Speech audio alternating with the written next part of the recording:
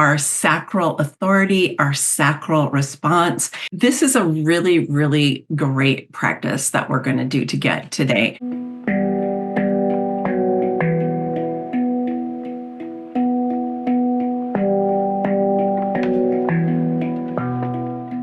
I want to talk about the business. And my husband is generator. I'm a manifesting generator. Okay. And I see the difference between how we develop our businesses. For him, he's very direct. He's going to craft a signature speech or book and then be a speaker. For me, I've already been a life coach for 7 years, and I've been very committed. At the same time, the income-wise is not as much as I would like. And I can just reflect on my way of developing my business. And my question is, am I following my intuition or like what actually comes as inspiration for me at the moment? And for example, creating content and creating things versus, oh, okay, what is actually the strategy? Focus on strategy and like a consistency doing that. So I don't know how much of that connect to my sacral. I have a lot of energy. If I know what's my goal, I work towards it.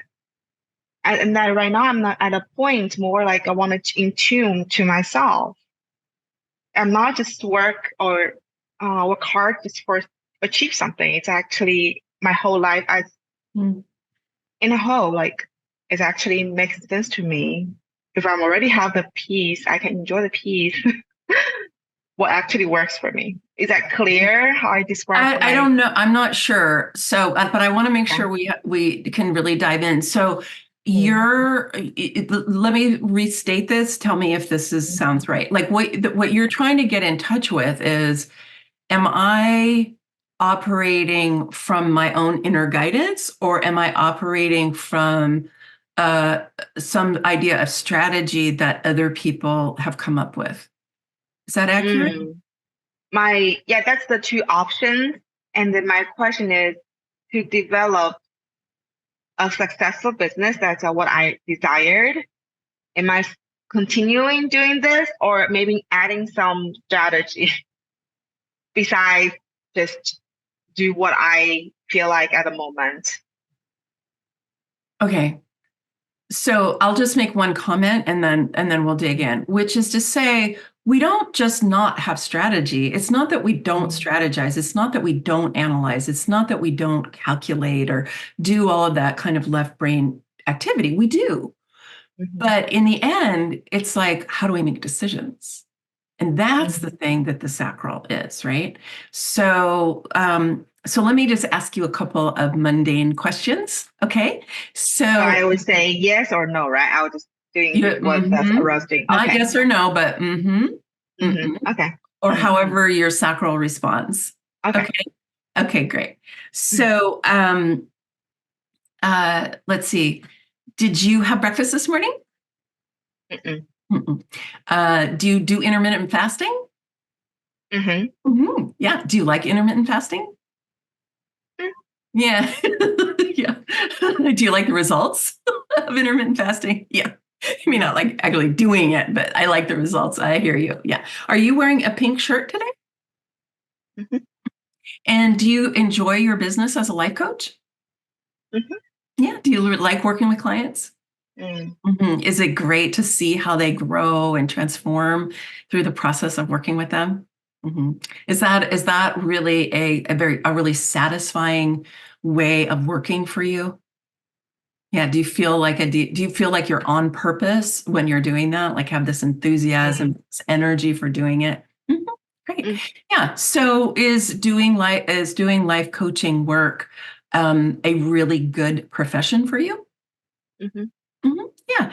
And is the way that you've been doing your life coaching work, or maybe let me put it another way, is the way that you've been building the business of your life coaching work, has that been working optimally for you? Yeah. Would you like it to be better? Mm. Mhm. Would you like you said you'd like to make more money, right? You'd like to increase the amount of money that you're making.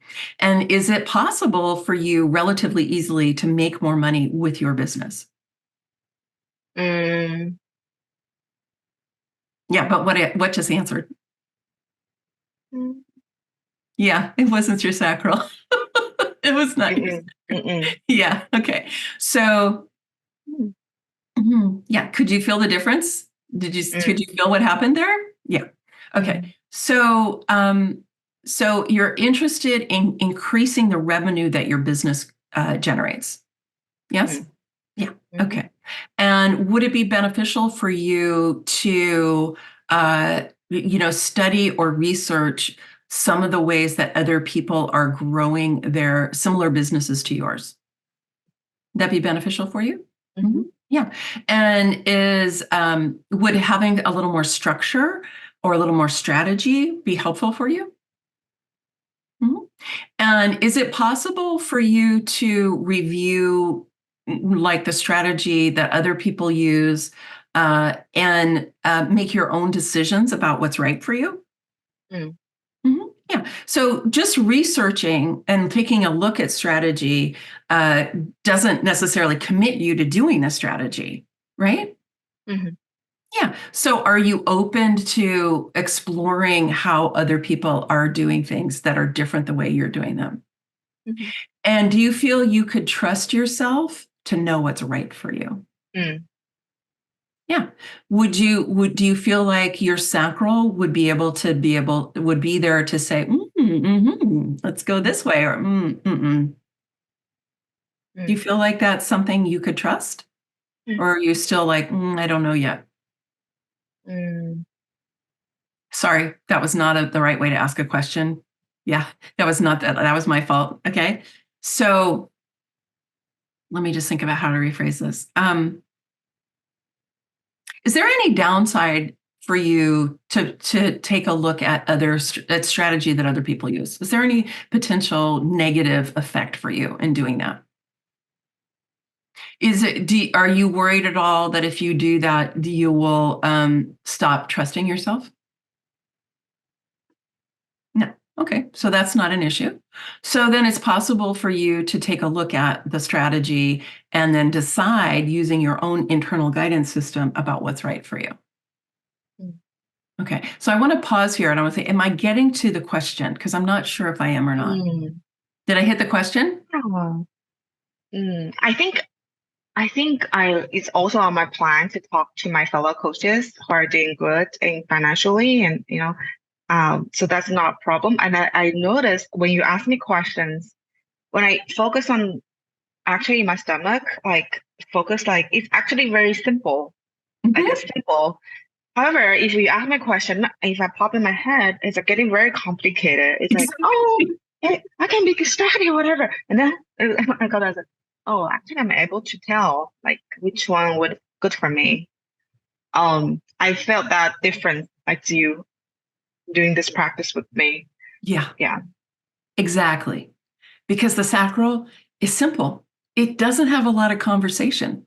It doesn't Yeah. say, what about this or what about that or watch out. It doesn't. It just goes, or, It's like, and I think sometimes we reject it because it is simple, right? It's not giving us a lot of, we're used to all this, conversation, right? We're used to all this. And when there isn't that, we're like, but wait a minute, it can't really be that simple, can it? Right? Do you have any of that? Yeah, I'm very analytical and my like brain, whatever, all defined from the chart. Yeah. Well, yeah. And if you do have a defined head and ajna, then you'll have a strong mind, but it doesn't mean you can't connect with your sacral at all. Like my teacher, Karen Curry Parker, she's got a defined head and ajna, but she lives her life based on her sacral. So, but it can take time because we get very programmed, right, to do it the other way. Okay. That's Helpful? my past life. So now like wanted to be owning by so I think it's good to have balance. And yeah, very interesting Exactly. experience. You want to the way that I would say it is we want to be able to use all of our faculties, not just some of them. right? And so you still want to be able to have your your analytical mind, but you don't want it. You probably heard this phrase, you guys out there have heard this phrase, like the mind is a wonderful servant and a terrible master, right? So you don't want your mind to be in charge because it actually doesn't know how to make the right decisions. I really want to invite you who are here and who are watching the recording later, if this is of interest to you, that you come to our Sacral Skills Lab. It's happening in March. It's 3 Thursdays. It's the 7th, the 14th, and the 21st. This will be a limited period number because I want to be able to work consistently with people over the course of those 3 weeks. And basically, what this is about helping us to understand how the sacral works, about how you can get yourself into a state where you can know if you're working with your sacral. But there'll be lots of practice. It is a lab, right? So I will work one-on-one with people just as you just saw. And you can, it sounds like a lot of you are like, wow, I got a lot just from witnessing that. Everybody will get turns and then practice with each other.